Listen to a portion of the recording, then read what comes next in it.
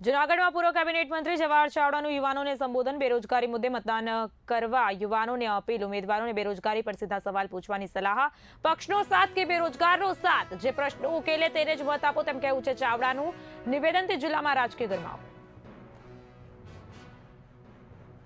નમસ્કાર, મારા યુવાન બેરોજગાર ભાઈઓ અને બહેનો,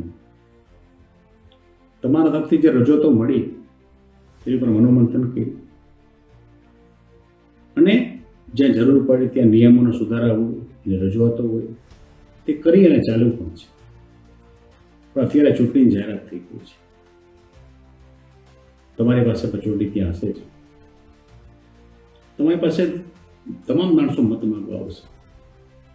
દરેક જ્ઞાતિમાંથી આવશે, દરેક ધર્મમાંથી આવશે, દરેક પક્ષમાંથી મત માંગવા તમારી પાસે આવશે.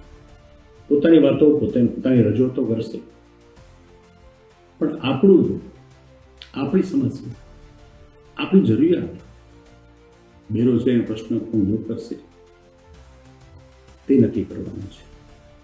તો જ્યારે કોઈ ઉમેદવાર તમારી પાસે મત માંગવા આવે ત્યારે તમે કહેજો કે અમારો પ્રશ્ન અમે જ્યારે અમારી વાત બેરોજગારીની વાત આવે ત્યારે ભાઈ તમે અમારા ભેગા રહેશો, તમે તમારી જાત ભેગા રહેશો કે તમારા પક્ષ ભેગા રહેશો, જેને કારણે આપણે વિનંતી કરું છું, આપણો મત કોને જે આપણા પ્રશ્નને, આપણી વાતને વાચા